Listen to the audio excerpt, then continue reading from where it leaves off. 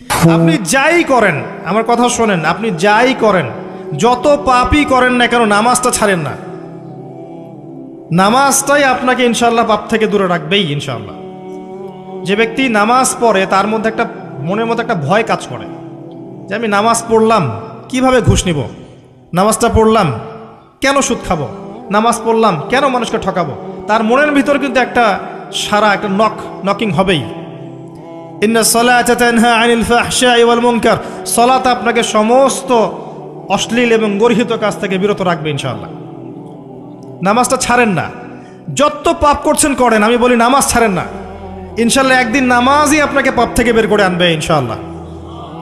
শয়তান আপনাকে হতাশ করতে চাইবে, শয়তান আপনাকে হতাশ করতে চাইবে যে তুই তো গার্লফ্রেন্ডের সাথে কথা বললি, রাতের বেলা পর্ন দেখলি, তুই তো ফ্রি মিক্সিংয়ে আছিস, তুই মাদকদ্রব্য খাচ্ছিস, তুই কাজে ফাঁকি মারিস, তুই ট্যাক্স আদায় করিস নাই, দুর্নীতি করছিস, তুই আবার নামাজ পড়বি কেন। শয়তান আপনাকে এগুলো বোঝাবে কিন্তু যে নামাজ তো আমার শোভা পায় না, আমি তো অনেক পাপী মানুষ। এই ধোকায় পা দিবেন না। আপনি নামাজ কন্টিনিউ করতে থাকেন, ইনশাআল্লাহ আল্লাহ পাক আপনাকে পাপ থেকে বের করে আনবেন ইনশাআল্লাহ।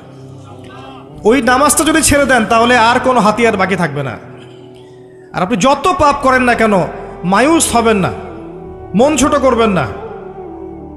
আপনার একটা সেজদা, যে সেজদা আপনি চোখের পানি ঢেলে দিয়েছেন আল্লাহর কাছে যে আল্লাহ আমার ভুলগুলো তুমি মাফ করে দাও, আমার তওবা তুমি কবুল করো, ইনশাআল্লাহ দেখবেন ওই একটা সেজদা যদি কবুল হয়ে যায় আল্লাহ পাক আপনার সব গুনাহ মাফ করে দিবেন ইনশাআল্লাহ।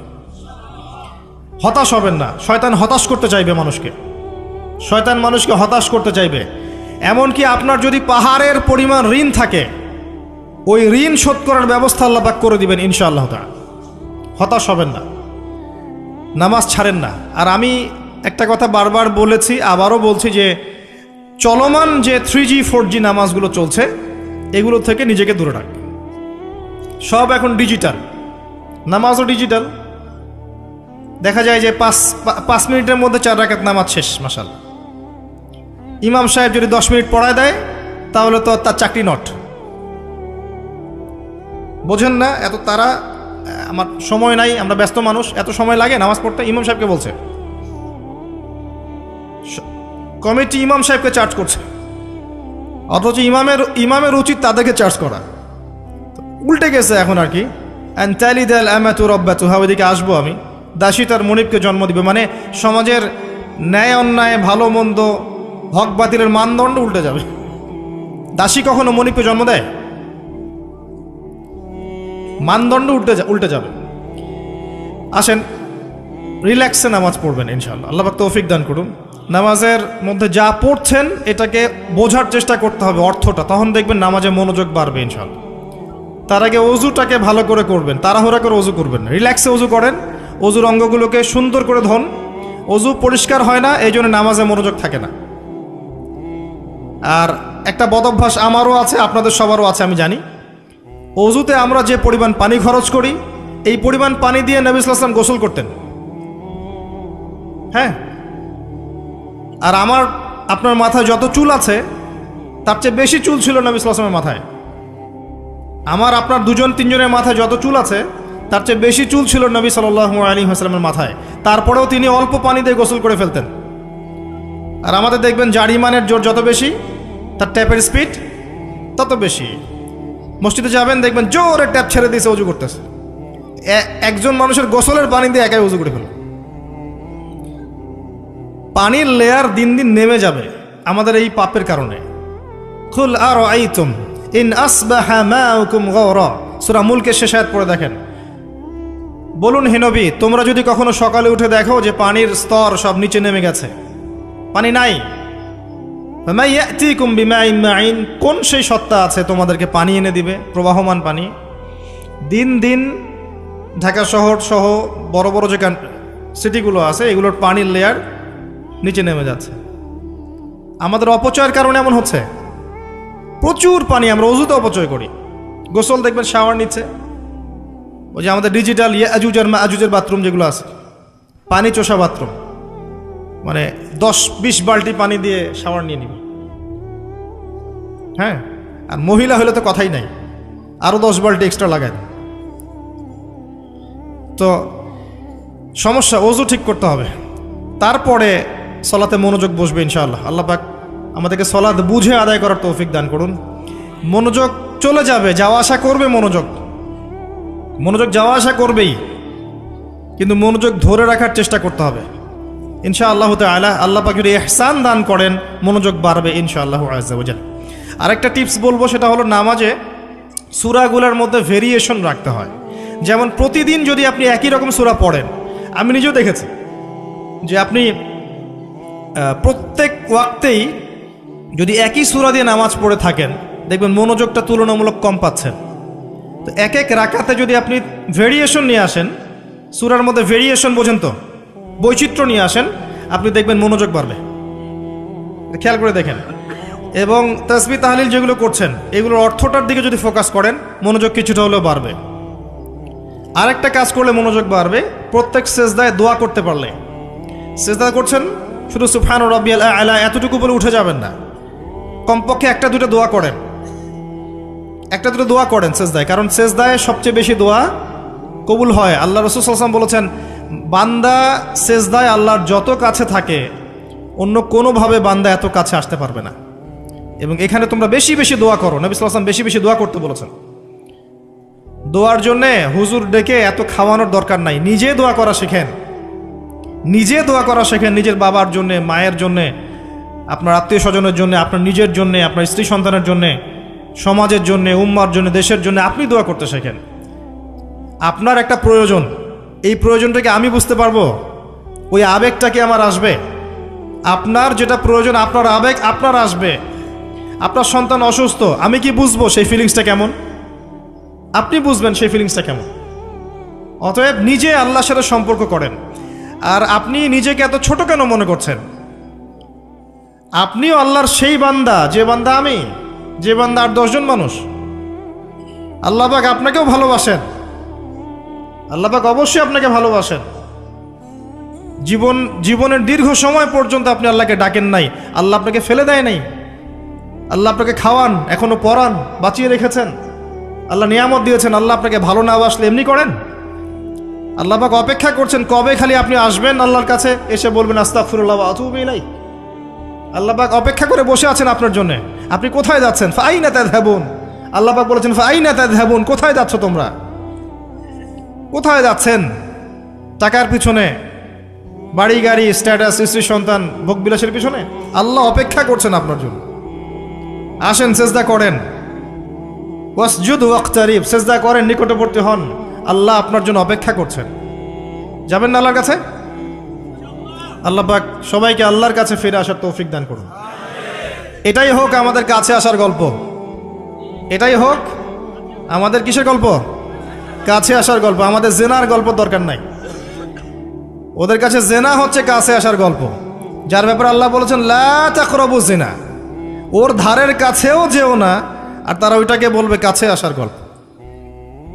ইন্না লিল্লাহি ওয়া ইন্না ইলাইহি রাজিউন। আল্লাহ পাক আমাদের যুবক যুবতীদেরকে হেদায়েত দান করুন, পিতা মাতাদেরকে পরিবারে অনুশাসন বজায় রাখার তৌফিক দান করুন। আমাদের এই কাজগুলোর প্রতিফল কিন্তু আমাদেরকে ভোগ করতে হবে। আমাদের মেয়েদের, আমাদের ছেলেদের, তাদেরকে আমরা কিভাবে বড় করছি, এটার হিসেব কিন্তু আমাদেরকে চুকিয়ে দিতেই হবে। পিতামাতাদেরকে বলবো সচেতন হয়ে যান। আল্লাহ পাক তৌফিক এনায়েত করুন, আমিন।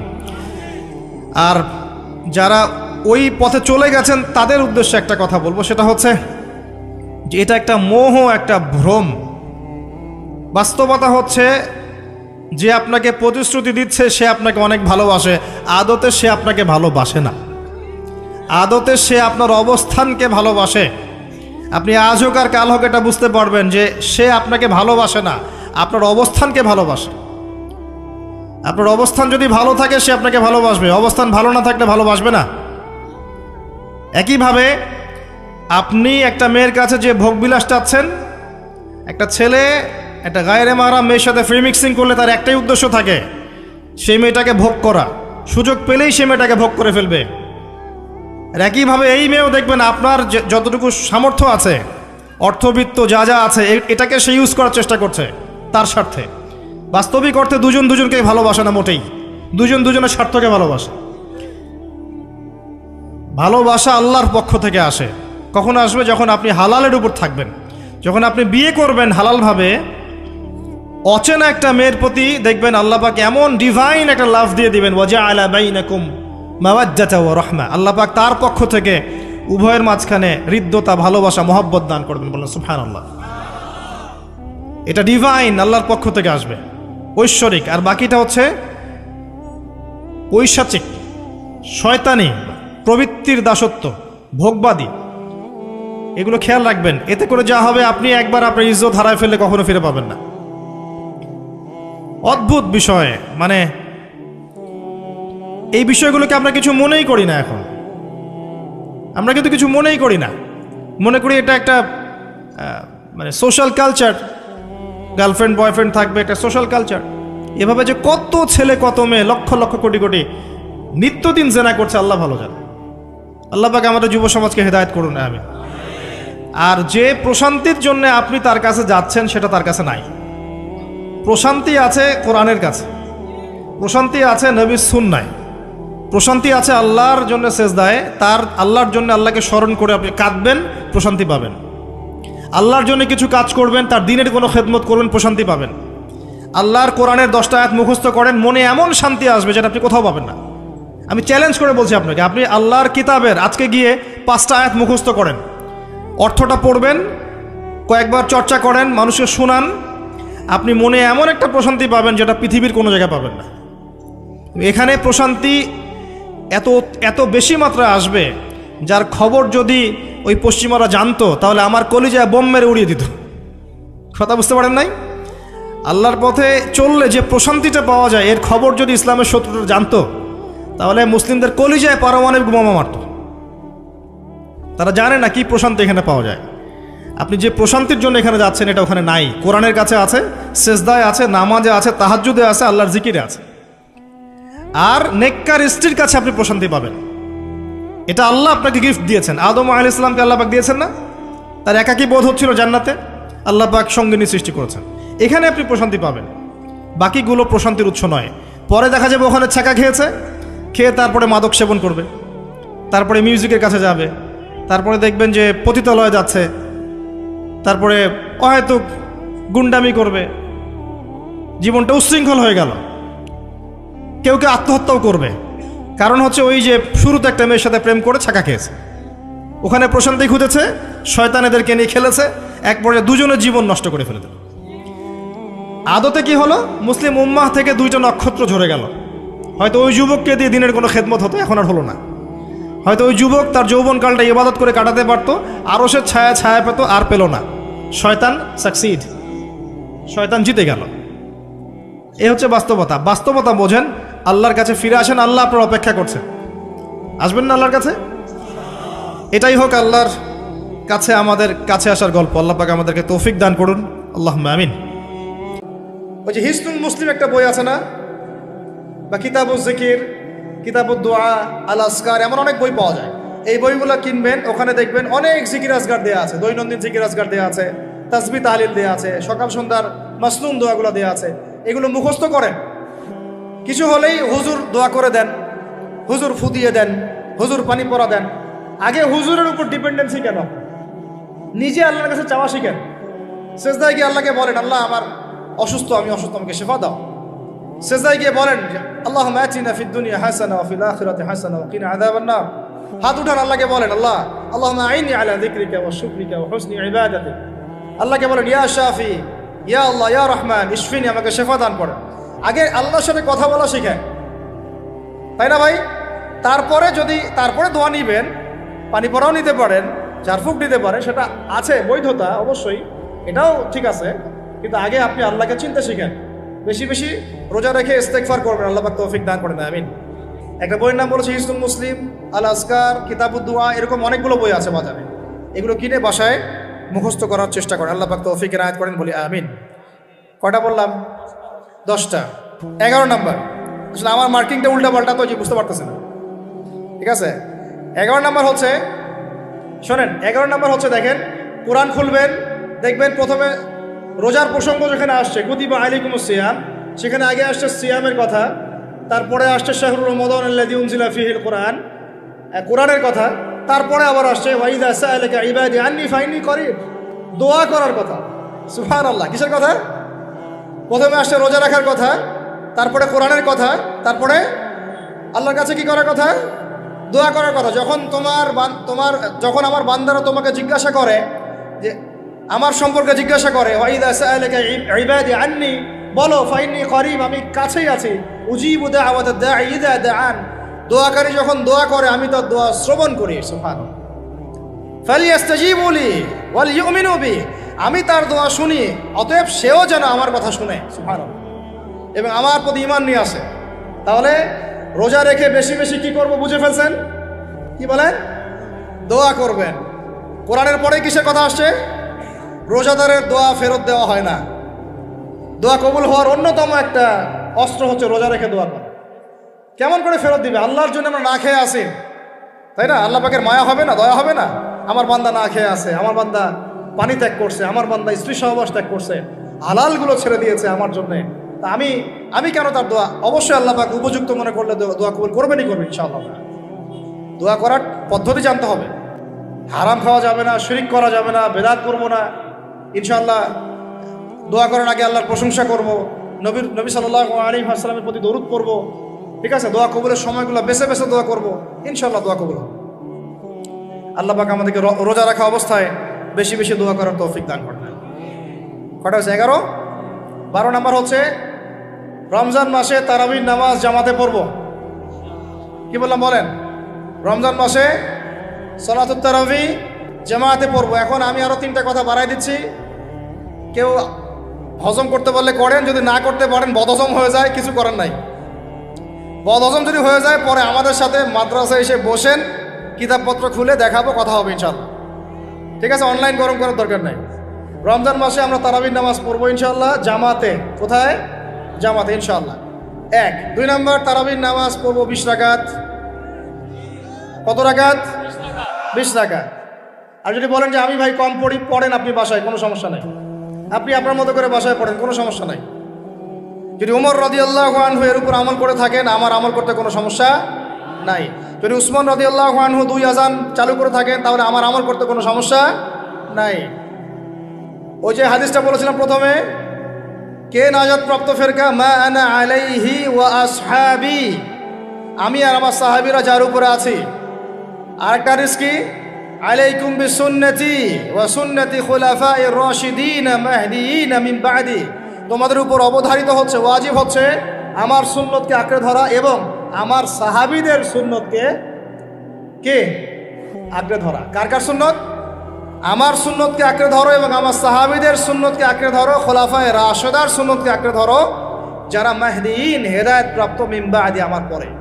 সাহাবায়ে কেরাম যদি কিছু চালু করেন, আমল করতে কোনো দোষ নাই, বরং এটাই হচ্ছে সুন্নতের আরো শ্রেষ্ঠ অনুসরণ। কারণ আমি তো ওমরের চেয়ে বড় পরহেজগার হইতে পারবো না। পারবেন? তাহলে আমি তো উসমানের চেয়ে দিন বেশি বুঝি না। তিনি যদি 2 আযান চালু করতে পারেন, তাহলে আমি তাকে বেদাতি বলতে পারি না। নাউযুবিল্লাহ। যদি কি আমি তাকে এভাবে শব্দ প্রয়োগ করা হয়েছে বাংলাদেশে, উসমান রাদিয়াল্লাহু আনহু যদি 2 আযান চালু করে থাকে, ওটা বেদাত হয়ে গেছে। নাউযুবিল্লাহ। বলেন নাউযুবিল্লাহ। সাহাবীরা কিছু চালু করলে যদি বেদাত হয়, তাহলে সুন্নত হবে কি? তাহলে সুন্নত কোনটা হবে?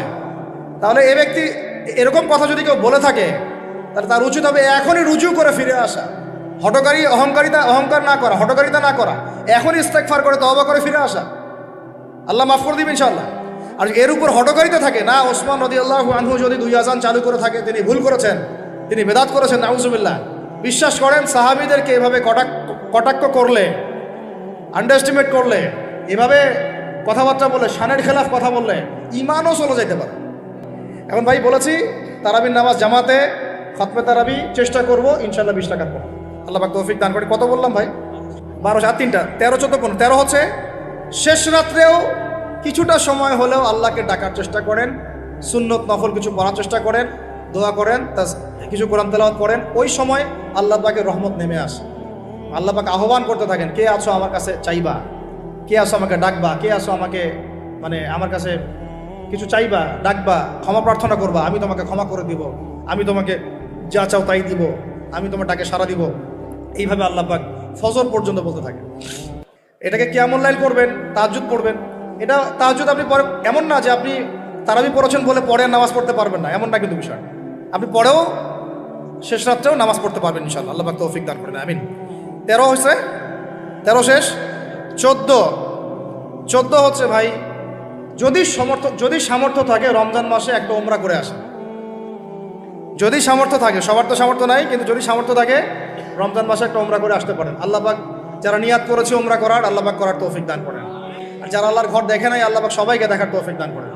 যারা হজ ফরজ হয়েছে অবিলম্বে হজ করার তৌফিক দান করেন। আল্লাহ পাক আমরা সবাইকে ফরজ হজ আদায় করার তৌফিক দান করেন। এবং যাদের সামর্থ্য আছে, আল্লাহর মাকবুল বান্দা, তাদেরকে আল্লাহ পাক বেশি বেশি আল্লাহর ঘর জিয়ারত করার তৌফিক দান করেন, আমিন। তো শেষটা হচ্ছে, রমজানে আমরা আমাদের আশপাশের সমাজের যত দরিদ্র মানুষ আছে, অসহায় দরিদ্র ইয়েতিম, বিধবা, মিসকিন, এরকম মুসলিম যারা আছে, তাদের সবাইকে ইনশাআল্লাহ রমজানের পণ্য সামগ্রী, খাদ্য সামগ্রী বিতরণ করবো ইনশাআল্লাহ। এই উদ্যোগটা আমরা সবাই নেই, তো আল্লাহ পাক নেওয়ার তৌফিক দান করেন, আমি। প্রত্যেকটা এলাকা ভিত্তিক যুবকরা দাঁড়ায় যাও, হালাল যাদের অর্থ ওদের থেকে কালেকশন করো, করে প্যাকেট রেডি করো।